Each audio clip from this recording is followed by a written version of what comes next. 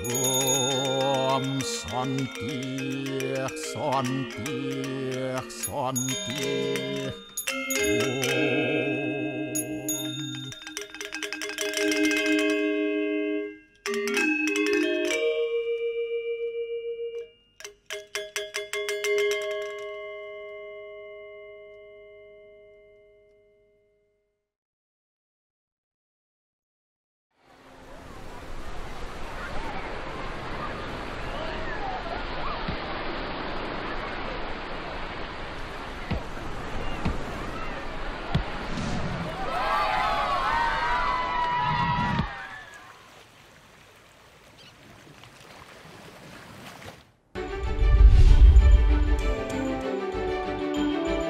Seorang oknum kepala sekolah dasar di Kecamatan Mendoyo, Jembrana dilaporkan orang tua karena perbuatan cabul.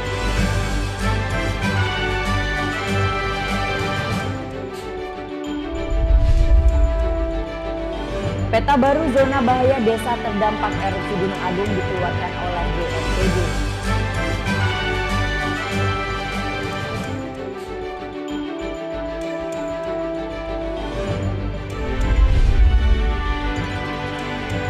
Di tengah bencana Gunung Agung terselip kisah kasih dan saling tolong-menolong yang dilakukan para relawan.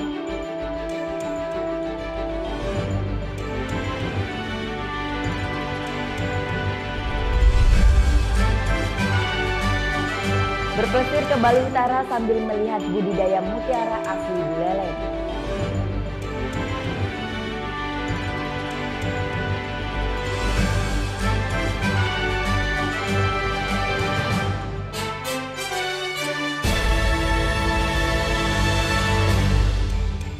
Om Swastiastu. Halo, selamat pagi pemirsa. Net Bali kembali hadir menyapa Anda. Selama 1 jam ke depan kami akan membawakan sajian berita terhangat dan inspiratif. Ya, banyaknya suku bangsa dan negara di dunia menyimpan berbagai macam seni dan budaya. Seni rupa dalam bentuk topeng adalah salah satunya.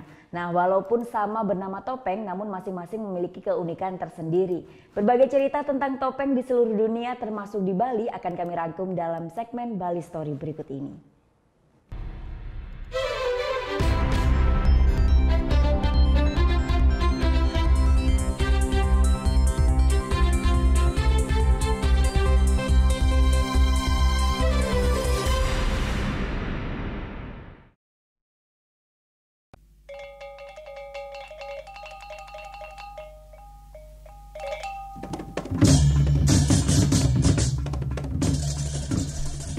Ensiklopedia Tari Indonesia menyebut topeng berasal dari kata tup yang berarti tutup. Topeng adalah penutup muka yang menyerupai muka orang, binatang, dan sebagainya. Topeng biasanya terbuat dari kayu, kertas, dan bahan-bahan lainnya. Topeng menjadi salah satu bentuk ekspresi paling tua yang pernah diciptakan peradaban manusia. Pada sebagian besar masyarakat dunia, topeng memegang peranan penting dalam berbagai sisi kehidupan yang menyimpan nilai-nilai magis dan suci. Kebudayaan topeng pun banyak ditemukan di berbagai negara. Ya, kebudayaan topeng di negara Sakura digunakan dalam seni pertunjukan tradisional Noh. Noh merupakan bentuk teater musikal tertua di Jepang. Aktor utama dalam pertunjukan teater ini mengenakan topeng kayu berlapis lacquer dan berpakaian kostum sutra bersulam warna-warni. Di Indonesia sendiri, topeng lahir dari peradaban agraris dan telah melewati masa prasejarah Hindu, Buddha, Islam, hingga era kontemporer saat ini. Ketika masa prasejarah, topeng digunakan sebagai media ritual tertentu karena dianggap memiliki kekuatan magis, misalnya yang ada pada negara perunggu untuk ritual memanggil hujan, yang terukir gambar-gambar wajah. Keberadaan ukiran wajah tanpa anggota badan ini dapat dianggap bahwa masyarakat primitif telah mengenal konsep topeng. Kebudayaan topeng banyak terdapat di Indonesia. Hampir semua daerah memiliki kesenian topeng dengan berbagai jenis dan bentuk topeng yang berbeda. Di daerah Kalimantan, suku Dayak menggunakan topeng dalam tari hudok yang sering dimainkan dalam upacara keagamaan dari kelompok suku Dayak Bahau dan Modang. Tarian ini dimaksudkan untuk memperoleh kekuatan dalam mengatasi gangguan hama perusak tanaman dan mengharapkan diberikan kesuburan dengan hasil panen yang banyak. Di Pulau Jawa, kebudayaan topeng dikenal di beberapa daerah mulai dari Cirebon, Jawa Barat, Yogyakarta, hingga daerah Malang, Jawa Timur. Selain di Pulau Jawa dan Kalimantan, topeng hingga saat ini masih tetap eksis di Bali. Keberadaan seni topeng di Bali sangat berkaitan dengan perkembangan seni tari. Di Bali, topeng mulai berkembang sejak zaman pra-Hindu. Sisa-sisa kebudayaan ini masih dapat kita jumpai di Bali pada tarian sakral seperti tari Sanghyang Topeng Dedari, Barong Beruduk, dan tari baris Cina. Sebagian besar topeng Bali dibuat dari bahan kayu. Jenis kayu yang biasanya digunakan sebagai bahan pembuatan topeng antara lain kenanga dan pule. Dalam prosesnya ada beberapa tahap pemahatan yang harus dilalui sampai akhirnya menjadi topeng. Selain itu adanya pakem tertentu dalam penggambaran sifat tokoh membuat para perajin topeng harus memiliki keterampilan khusus. Di Bali topeng menjadi perangkat utama dalam tari topeng, kesenian drama tari tradisional khas Bali. Cerita yang dibawakan dalam tari topeng biasanya berasal dari riwayat sejarah atau babat atau kisah-kisah legenda. Dalam tari topeng setiap pementas atau penari tampil dengan busana khusus serta mengenakan topeng. Topeng yang dikenakan oleh seorang penari menunjukkan tokoh yang diperankannya dalam sebuah pertunjukan. Dalam membawakan peran-peran yang dimainkan ada dua jenis topeng yang digunakan, yakni topeng bungkulan adalah topeng yang menutup seluruh muka penari, dan topeng sibakan atau topeng yang menutup hanya sebagian muka dari dahi hingga rahang atas. Tokoh yang mengenakan topeng bungkulan tak perlu berdialog langsung, sedangkan semua tokoh yang memakai topeng sibakan memakai dialog berbahasa Kawi dan Bali. Berdasarkan pada strata sosial dari lakon yang ditampilkan, topeng dapat dikelompokkan menjadi beberapa jenis. Jenis topeng tersebut antara lain topeng keras atau sosok petarung, topeng tua atau sosok kesepuh, topeng bondres atau rakyat biasa, dan topeng ratu atau kalangan bangsawan. Di Bali pun ditemukan beberapa jenis drama tari topeng yang memiliki ciri khas tersendiri, mulai yang hanya dipentaskan saat upacara agama hingga sarana hiburan masyarakat. Saat ini, topeng dibuat bukan sekedar sebagai perangkat penting untuk pementasan, namun sudah dijual bebas secara umum dan diburu para wisatawan untuk mencari cendera mata.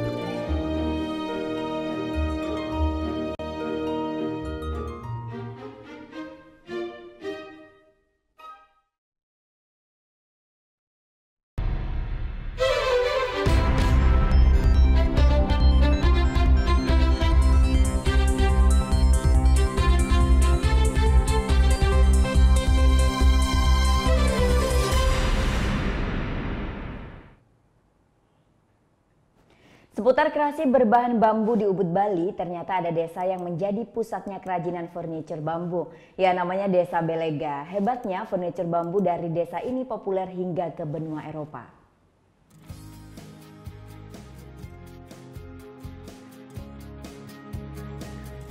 Bukan rahasia lagi, masyarakat Pulau Bali dikenal akan ragam kreasi seninya. Khusus di Desa Belega Ubud, kreasi furniture dari bambulah yang jadi andalan. Pilihannya beragam, mulai dari kursi, meja, hingga rak serbaguna cantik ini.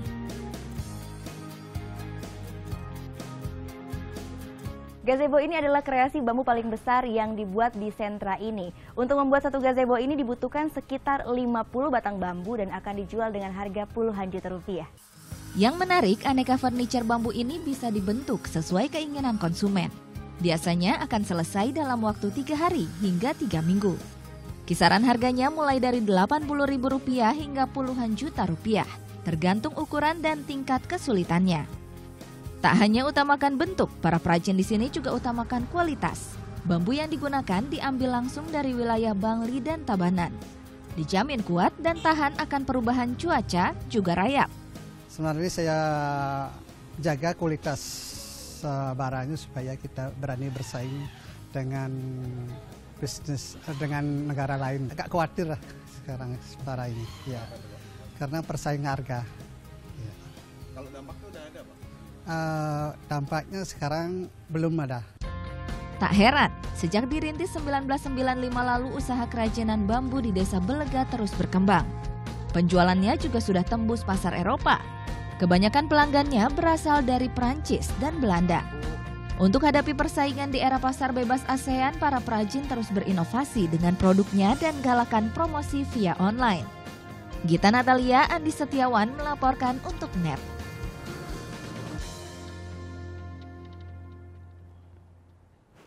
Pernikahan pengantin bibit tanaman bambu digelar di sebuah desa di Borobudur, Kabupaten Magelang, Jawa Tengah.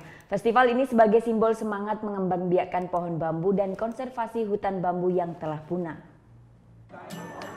Layaknya sebuah pernikahan, prosesi siraman bibit bambu dilakukan untuk menandai pembukaan festival bambu yang digelar oleh Desa Wisata Kebon Sari, Borobudur, Kabupaten Magelang, Jawa Tengah, Minggu siang. 2 bibit bambu unggulan dijadikan satu dan selanjutnya dikirap mengelilingi desa. Selain sesepuh desa dan warga yang berpakaian adat Jawa, aneka produk kerajinan berbahan baku dari bambu mengiringi sepasang pengantin bambu ini. Selain itu, ada hal unik lain yang menarik perhatian warga, yaitu angklung bambu raksasa setinggi 4 meter dan lebar 3 meter. Jauh dari arti nikah sebenarnya, pengantin bambu diangkat dengan tujuan sebagai semangat warga untuk mengembangbiakan pohon bambu. Untuk menumbuhkan lagi penghijauan lagi yang selama ini pohon bambu di Kebon Sari ini sudah mulai habis. Karena bambu itu sebenarnya sangat dibutuhkan karena produk-produk kerajinan dari Desa Kebon Sari itu bahan bakunya adalah bambu. Melengkapi prosesi pernikahan bibit bambu, digelar pertunjukan wayang godong atau wayang daun oleh dalang sekaligus guru besar Institut Seni Indonesia Surakarta. Musik pengiring pertunjukan wayang sangat sederhana, yakni dari bunyi pukulan kentongan. Menggunakan tokoh wayang yang terbuat dari daun, wayang godong ini bercerita mengenai upaya betapa pentingnya menjaga kelestarian alam. Keprihatinan saya terhadap kerusakan alam semesta. Sebagai anak bangsa, sebagai anak alam, sebagai perupa dan penggiat tentang kelestarian alam, maka wayang godong lahir sebagai ruang dialektika. Yang semula ini saya hanya khusus dulu untuk petani. Sebagai pungkasan prosesi pernikahan, kedua bibit bambu ditanam oleh sejumlah lapisan masyarakat, mulai dari TNI, Polri, dan sesepuh desa.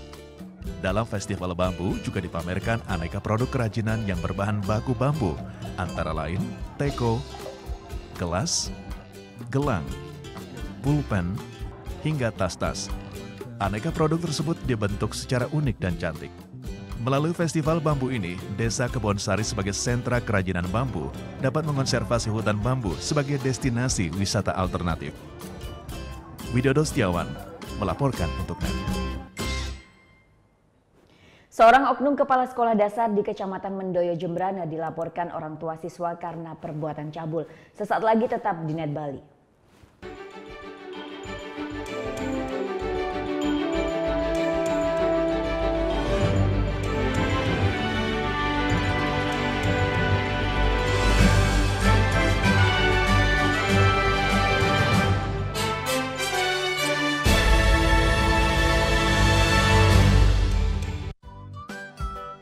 Anak band, hobi cover lagu. NET Bali memberikan kesempatan agar kamu lebih dikenal. Caranya, kirimkan video musik atau covermu dan dapatkan kesempatan untuk ditayangkan di NET Bali.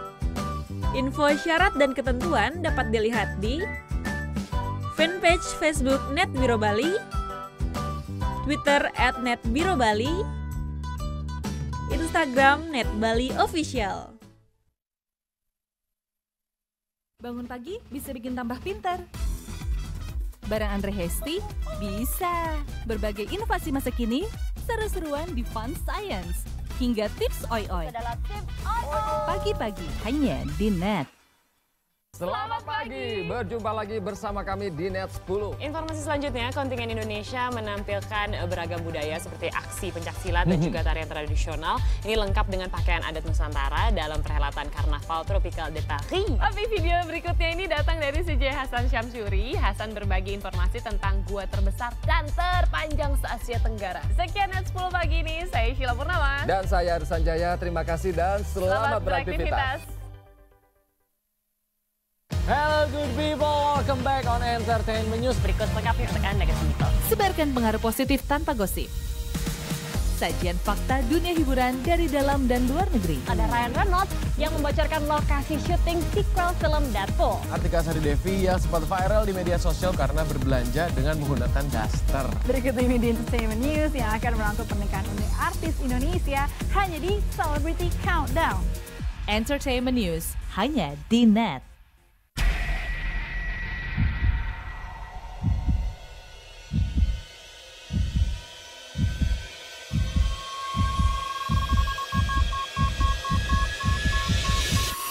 Customs Protection. Mas Firman. Aduh, Mas Firman. Bunga buat aku ya? Assalamualaikum. Waalaikumsalam. Oke Jack, Season 2 hanya di Net.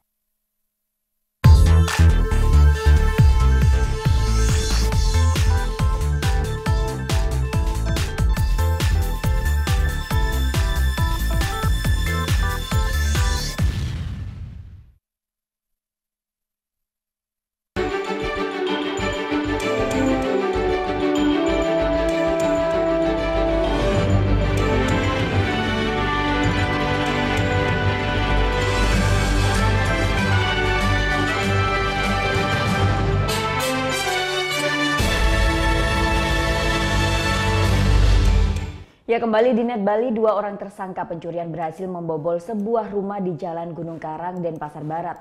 Akibatnya korban mengalami kerugian mencapai 100 juta rupiah. Eko Setiawan Kamis 27 September lalu berhasil membobol sebuah rumah di kawasan Jalan Gunung Karang, Denpasar Barat. Pelaku sendiri tinggal di sebuah rumah kos tidak jauh dari rumah korban, sehingga pelaku sudah mengetahui situasi rumah korban. Pelaku sendiri sudah mengintai rumah tersebut, mengetahui rumah sedang dalam keadaan sepi. Pelaku akhirnya berhasil masuk setelah membobol genteng rumah korban sekitar pukul 5 pagi. Selain berhasil membawa kabur sejumlah perhiasan, pelaku juga mengambil sejumlah mata uang asing, kamera dan barang berharga lainnya. Akibatnya korban mengalami kerugian 100 juta rupiah. Ternyata setelah melakukan pencurian di TKP, dia pindah kos ke wilayah Sesetan.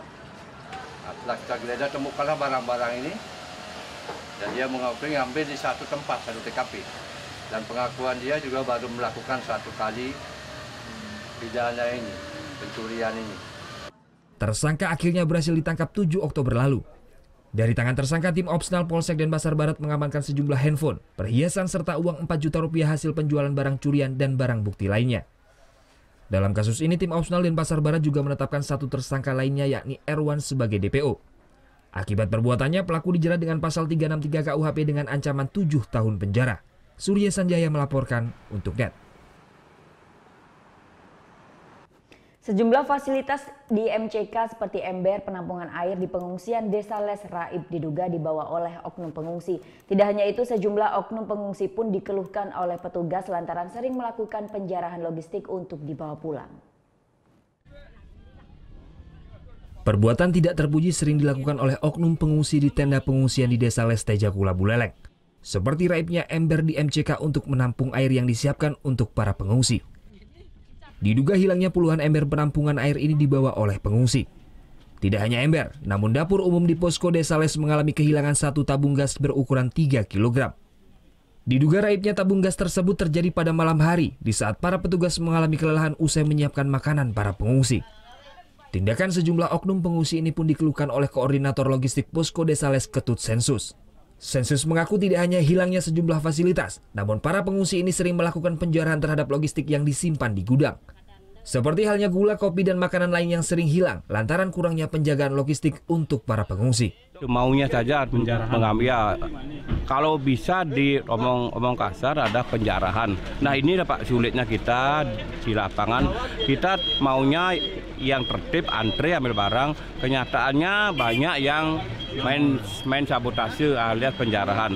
Nah itulah perlunya kita memberikan pengertian, memberikan pemahaman utamanya kepada pengungsi yang tidak tahu etika. Jadi kita tetap kita amankan barang ini karena barang ini adalah untuk keperluan dia sendiri.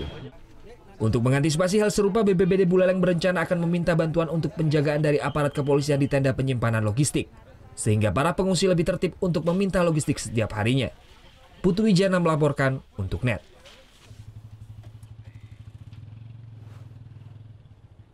Residivis kasus peredaran narkoba yang merupakan sepasang kekasih bersama seorang tersangka lainnya berhasil ditangkap oleh jajaran Res Narkoba Polda Bali. Dari ketiga tersangka, petugas berhasil mengamankan 1,3 kg sabu. Gede Sudarta dan Tuti Ernawati, pasangan residivis kasus narkoba ini kembali berurusan dengan jajaran Res Narkoba Polda Bali.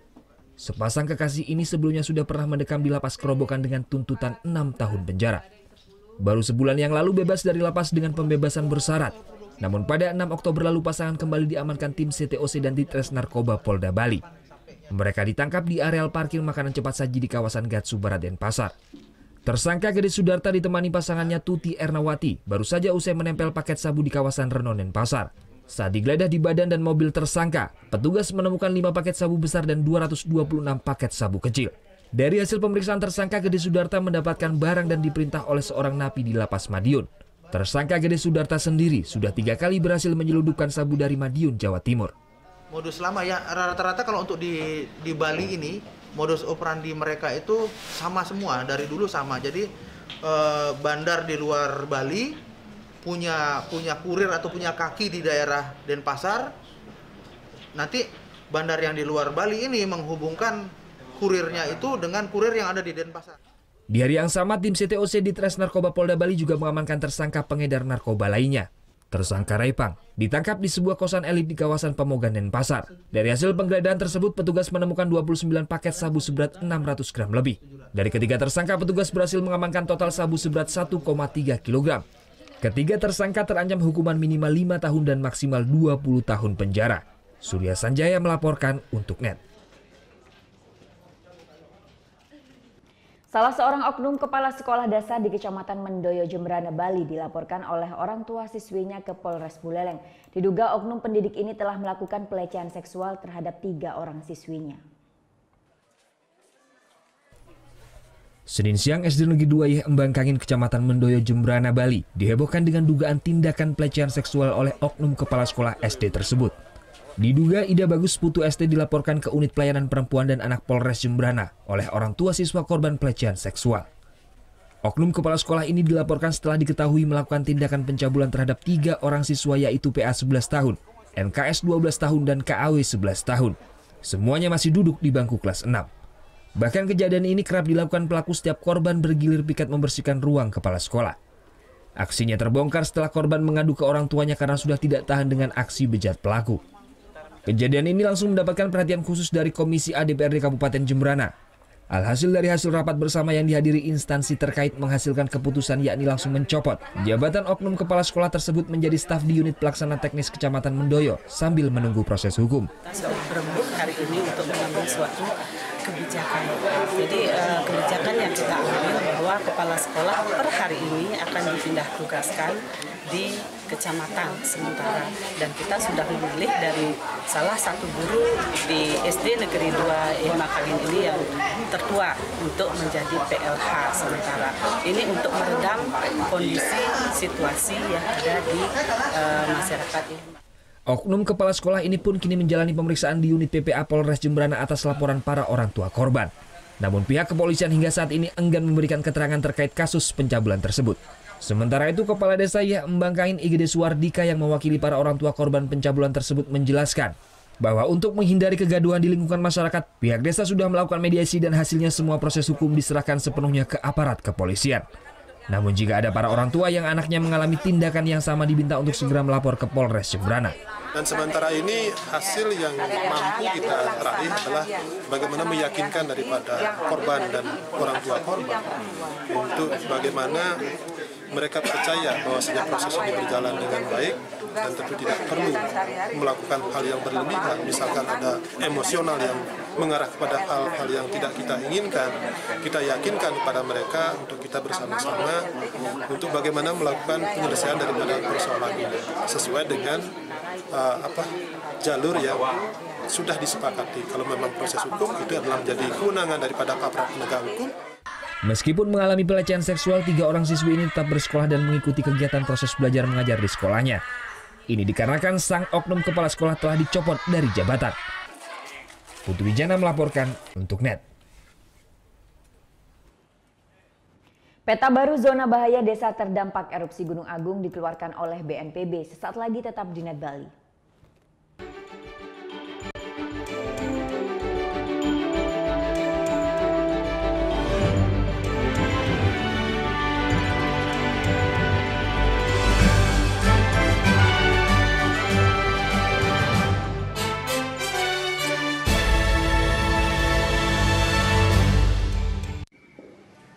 Bagaimana anak-anak? Ada yang tahu?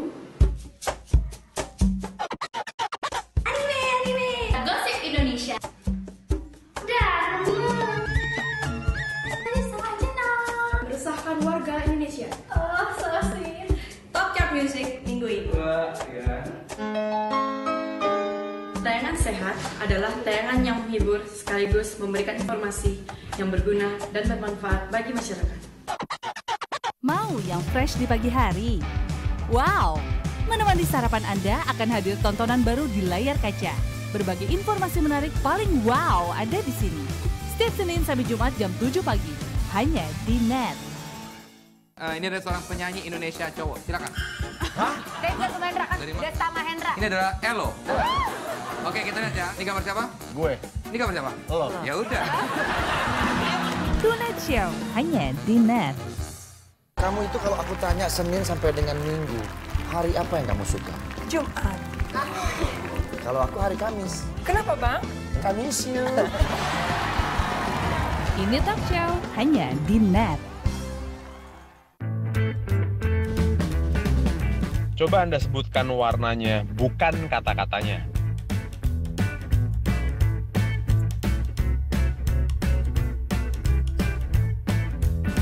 Yakin Anda menyebutkan warna dan bukan membaca kata-katanya? Menurut J. Ridley Stroop, otak manusia akan lebih cepat untuk membaca kata-kata daripada melihat warna dan menyebutkannya. Temukan fakta menarik lainnya dalam Lintas Imaji.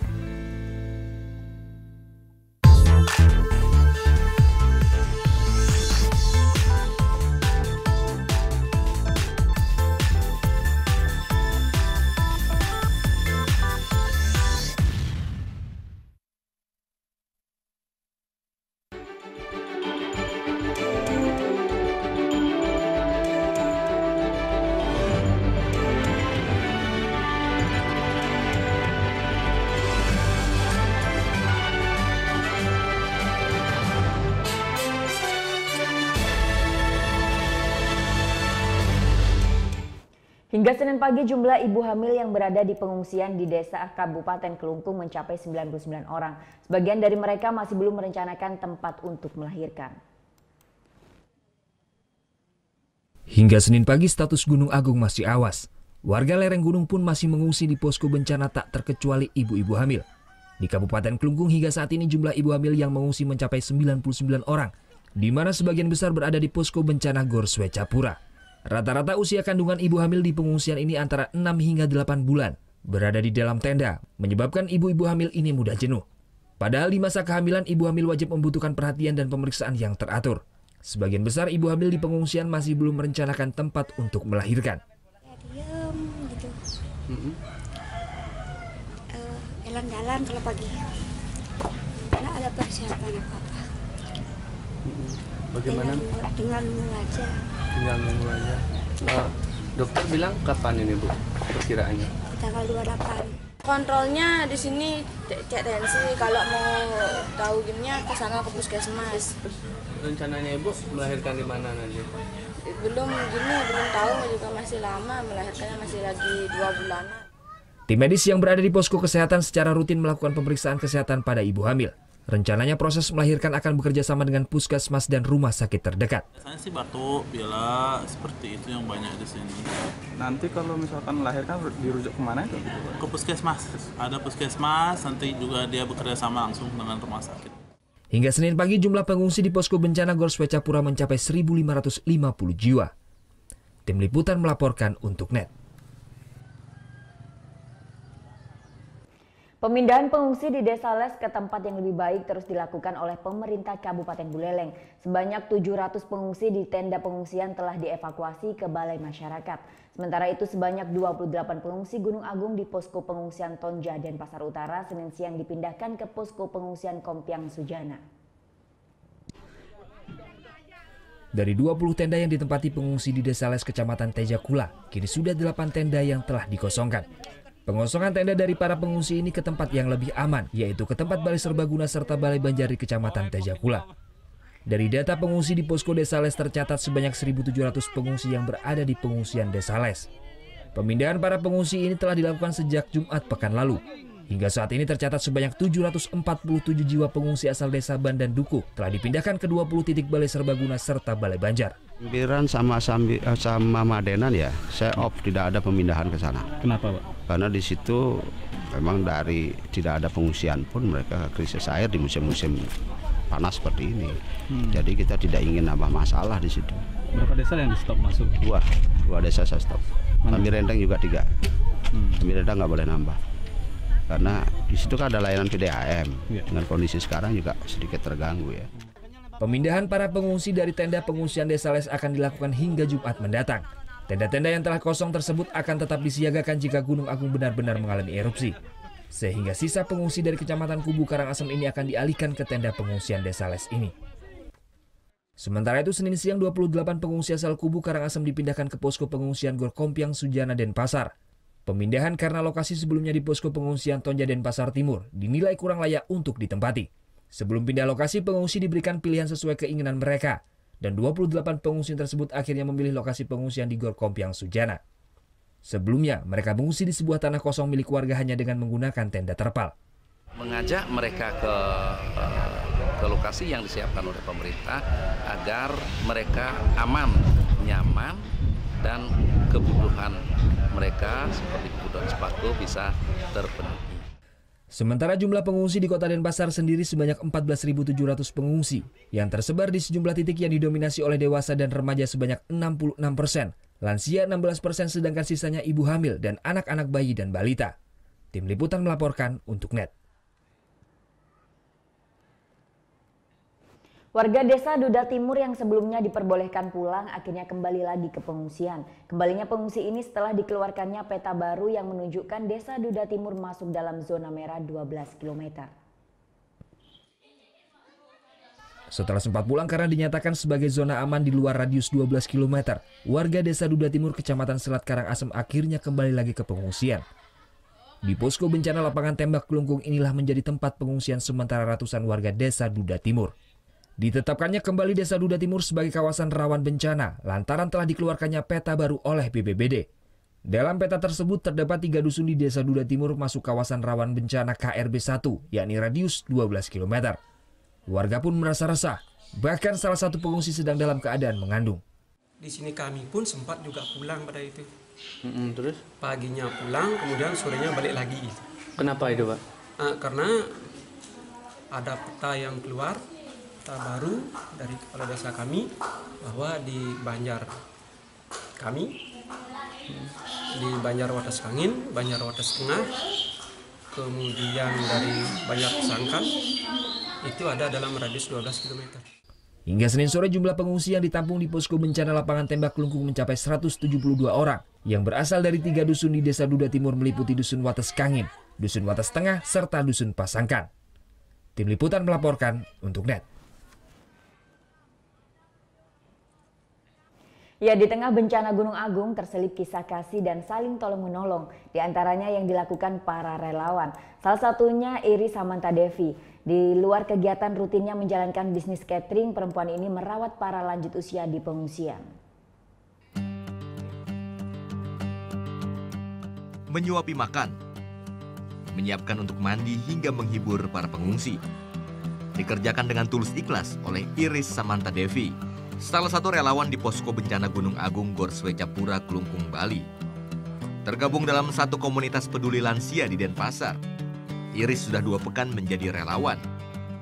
Perempuan yang kesehariannya menjalankan bisnis catering ini tergugah hatinya melihat nasib para pengungsi, terutama para lanjut usia. Meski terlihat sederhana, upaya para relawan mampu membangkitkan semangat pengungsi dari keterpurukan.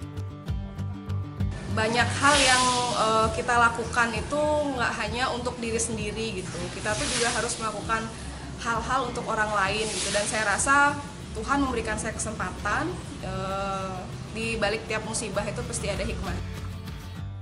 Tercatat jumlah pengungsi Gunung Agung Gor Swecapura Kelungkung mencapai 1.500 jiwa lebih, di mana sebagian diantaranya merupakan warga lanjut usia. Hingga saat ini Gunung Agung masih berstatus awas. Tim Liputan melaporkan untuk NET.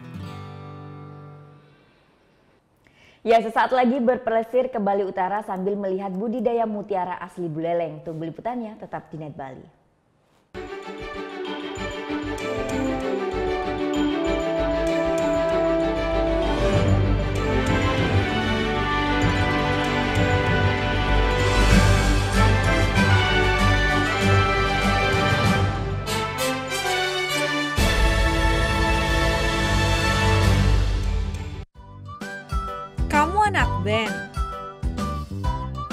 Hobi cover lagu?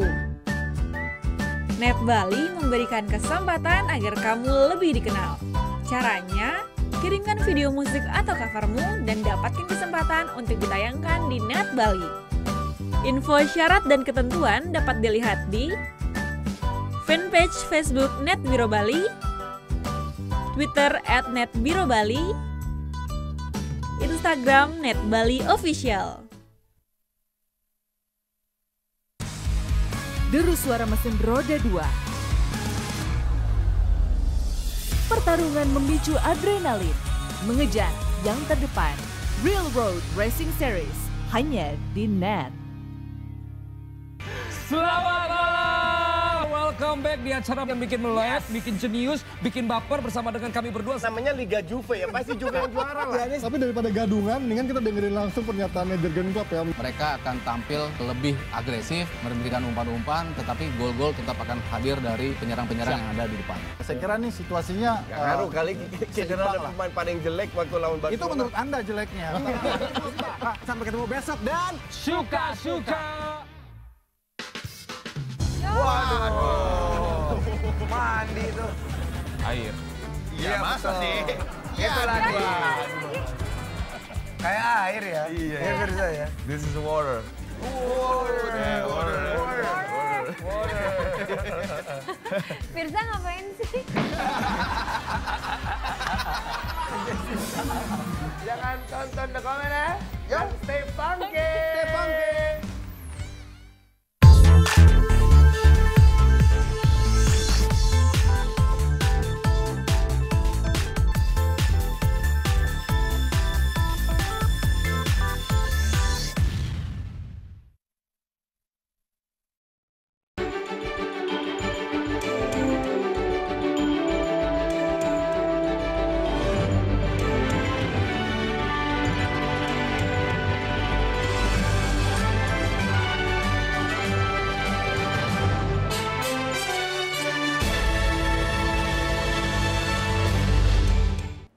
Berpelesir ke Bali tak hanya bisa menikmati alamnya yang cantik. Nah, di Bali Utara kita juga dapat menyaksikan budidaya kerang mutiara yang bisa dijadikan perhiasan menawan.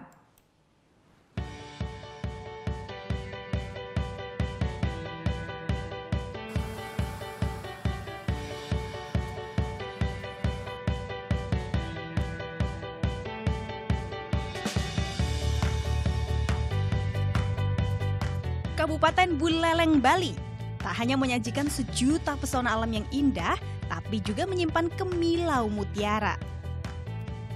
Di Bali Utara, tepatnya di Desa Pemutaran, berpelesir ke atas bird farm bisa menjadi pilihan untuk melihat keindahan mutiara yang memukau. Mbak, ini mutiara cantik-cantik sekali. Ini dibudidayakan di sini ya? Iya, benar. Ini semuanya dibudidayakan di sini semuanya. Kalau mau lihat bagaimana proses budidayanya, yuk mari kita lihat. Oke. Ya.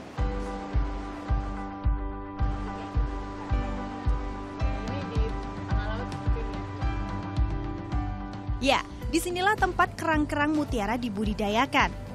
Awalnya, bibit-bibit kerang mutiara ini diletakkan di wadah penampungan di ruangan steril agar terhindar dari bakteri. Kerang-kerang mutiara ini masih memperoleh asupan makanan dari laboratorium berupa plankton. Saat berusia 1 hingga 2 bulan, kerang mutiara akan dibudidayakan di perairan laut. Agar menghasilkan mutiara terbaik, dilakukan proses pemasukan nukleus atau inti mutiara. Proses ini disebut seeding. Kerang mutiara berusia 16 hingga 24 bulan lah yang dapat dilakukan seeding. Nah, setelah proses pemasukan nukleus ini selesai, selanjutnya kerang yang berusia 2 tahun akan dibawa ke laut untuk proses penyembuhan dan pelapisan mutiara.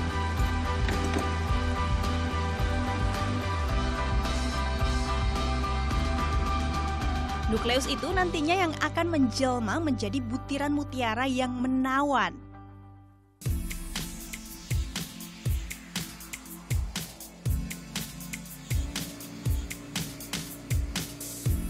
Nah, sekarang saatnya kita ke laut untuk melihat langsung keramba-keramba pembudidayaan kerang mutiara di Laut Pemutaran Buleleng, Bali. Berarti itu semua ya, Bu ya? Iya, termasuk yang di sana.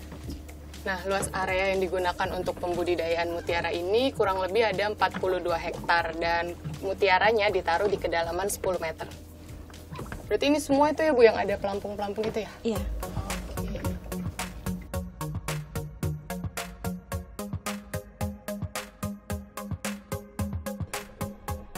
Di laut pemutaran inilah kerang mutiara hidup dan mencari makan.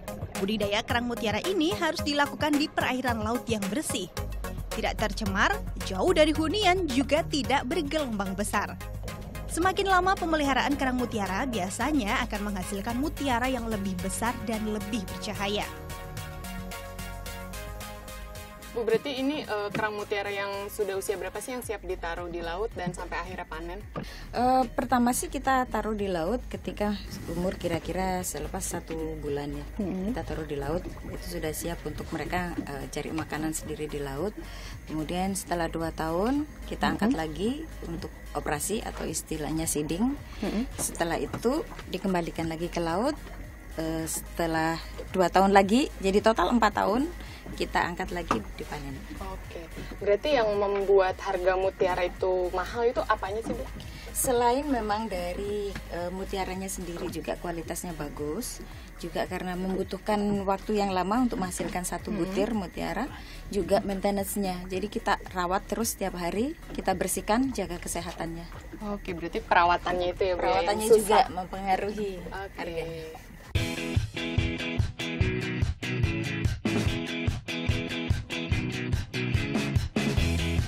Perawatan, baik kebersihan juga kesehatan kerang mutiara sangat diperhatikan agar kerang dapat menghasilkan mutiara dengan kualitas nomor wahid. Pembersihan harus dilakukan dengan teliti dan hati-hati agar tidak merusak kerang mutiara.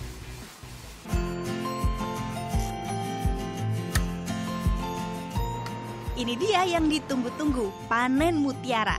Kerang yang telah berusia 4 tahun akan dibedah dan diambil mutiaranya. Setelah itu, kerang akan dipulihkan hingga nantinya siap untuk kembali diberi bibit mutiara. Mutiara didapat, proses penyortiran atau grading juga dilakukan untuk memilih mutiara berdasarkan tingkat kualitasnya. Berkilauan dan memukau. Mutiara menjelma menjadi perhiasan yang memikat mata. Untuk membawa pulang mutiara-mutiara yang diproduksi Atlas Pearl Farm, Anda harus merogoh kocek 800.000 hingga puluhan juta rupiah. Tapi jangan khawatir, kalau hanya sekedar berpelesir serta mengetahui proses budidaya mutiara di Atlas Pearl Farm, pengunjung tidak dikenakan biaya. Dwita Meriani, Muhammad Derajat melaporkan untuk NET.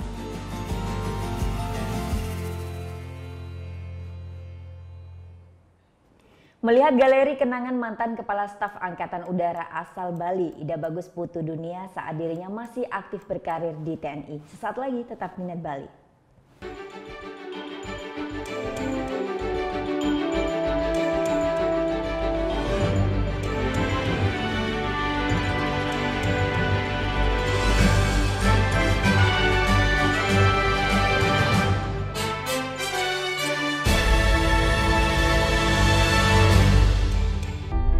Kita telah diwariskan sebuah rumah besar yang bernama Negara Kesatuan Republik Indonesia yang dibangun melalui proses perjuangan darah dan air mata dan mengorbankan jiwa raga para kusuma bangsa yang dibangun atas dasar 4 konsensus dasar bernegara, yaitu Pancasila, Bhinneka Tunggal Ika, Undang-Undang Dasar 1945, dan NKRI. Munculnya gerakan-gerakan yang ingin mengganti, yang mengkhianati 4 konsensus dasar itu. Yang ingin meruntuhkan rumah besar kita. Apakah akan kita biarkan rumah besar kita runtuh? Tidak. Untuk itu, mari kita setia membela dan menjaga Pancasila. Karena Pancasila, dasar negara yang menjadi jiwa, kepribadian, pemersatu bangsa. Mau yang fresh di pagi hari? Wow! Menemani sarapan Anda akan hadir tontonan baru di layar kaca. Berbagai informasi menarik paling wow ada di sini. Setiap Senin sampai Jumat jam 7 pagi. Hanya di NET. Ini ada seorang penyanyi Indonesia cowok. Silakan. Desa Sumendra kan? Dari mana? Desta Mahendra. Ini adalah Elo. Oke, kita lihat ya. Ini gambar siapa? Gue. Ini gambar siapa? Lo. Ya udah. Tonight Show hanya di Net.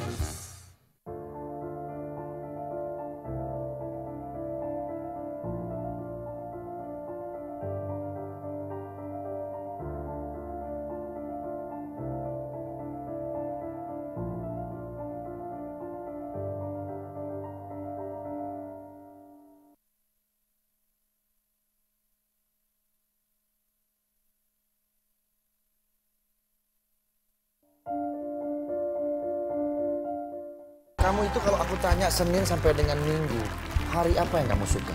Jumat. Kalau aku hari Kamis. Kenapa, Bang? Kamis you. Ini Talk Show hanya di Net.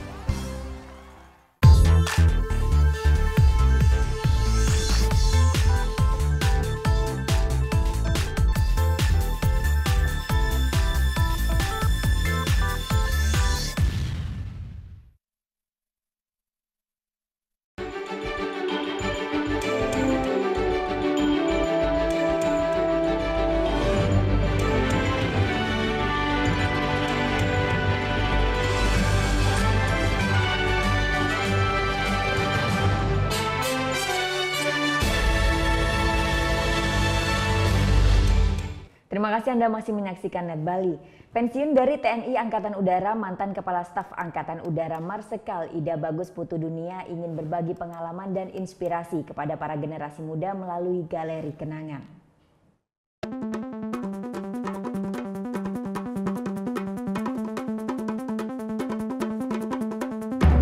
Pesawat latih TNI Angkatan Udara jenis Marchetti buatan Italia ini menghiasi galeri kenangan mantan Kepala Staf Angkatan Udara Marsikal TNI Purnawirawan Ida Bagus Putu Dunia. Pesawat latih seberat 1 ton ini merupakan salah satu pesawat latih yang pernah dimiliki TNI Angkatan Udara. Galeri terletak di rumah asalnya di Banjar Toh Jiwa, Desa Nyambu, Tabanan. Berbagai barang kenangan selama aktif berkarir di Angkatan Udara dipajang di galeri ini, seperti tanda kehormatan, penghargaan, dan dokumentasi foto selama 30 tahun lebih. Tidak hanya itu, cerita perjalanan hidup sang Jenderal Bintang 4 pertama asal Bali ini diceritakan dalam sebuah pajangan sketsa, mulai dari masa kecil hingga menjadi pejabat tertinggi di TNI Angkatan Udara. Galeri ini dibangun atas dorongan dari masyarakat setempat sebagai sebuah kebanggaan bahwa di Desa Nyambu memiliki seorang putra daerah yang berprestasi. Galeri ini juga sebagai sarana untuk menambah wawasan bagi masyarakat dan motivasi bagi para generasi muda untuk mewujudkan cita-citanya. Beberapa pengalaman saya sebagai inspirasi bagi mereka. Tidak hanya laki itu hanya bukan keberuntungan itu bukan hanya ditunggu, tapi dipersiapkan dengan baik. Ya, orang mengatakan kan luck is what happen when preparation meet opportunity. Sejumlah warga dan pengunjung pun antusias melihat isi galeri kenangan ini hingga termotivasi menjadi TNI Angkatan Udara. Cita-cita menjadi Angkatan Udara TNI, saya datang ke sini ke galeri ini karena agar saya bisa lebih bermotivasi dan lebih yakin, percaya diri. Galeri ini diresmikan Minggu 8 Oktober oleh Danlanut Ngurah Rai Kolonel Penerbang Wayan Superman. Diharapkan kedepannya galeri ini dapat menjadi salah satu objek wisata yang ada di Desa Nyambu, Tabanan. Surya Sanjaya melaporkan untuk Net. Ya, sekarang kita ke museum di London, Inggris. Isi museumnya mainan dari masa ke masa. Wih, CJ Rosi Meliani berbagi videonya jalan-jalan.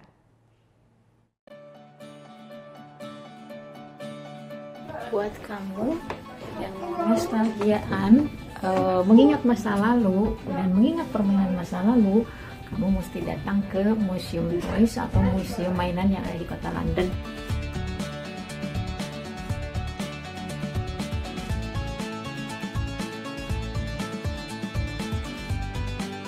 Kita terus naik ke sini. Ada Monopoly versi Inggris, sewa 12 pound.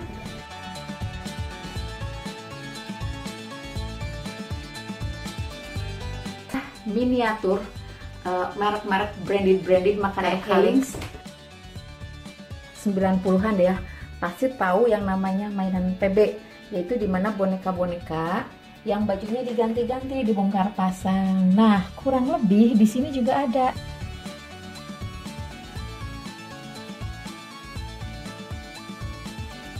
Di Toys Museum ini ada juga kenang-kenangan dari Indonesia, yaitu wayang. Bangunan berlantai 5 ini. Boneka dari zaman ke zaman. Boneka buatan 1930. Bonekanya banyak banget. Koleksi bonekanya ada di dalam sini, jadi kita tidak bisa memegangnya. Nah, kamera ini mengingatkan saya pada tahun 70-an, dimana waktu itu Umi atau nenek saya membawa ini oleh-oleh dari Mekah. Jadi si slide klise atau negatif film dimasukkan ke dalam kamera itu, kemudian ceklek nanti pindah nge-slide satu-satu di sini nih. Nah, kalau ini mainan anak orang kaya nih, jadi miniatur rumah-rumahan.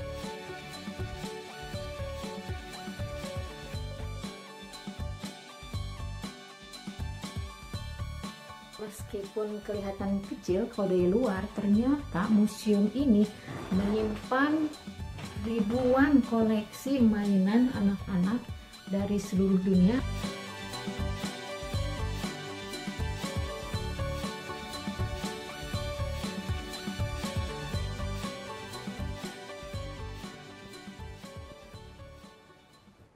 Informasi tadi sekaligus mengakhiri Net Bali hari ini.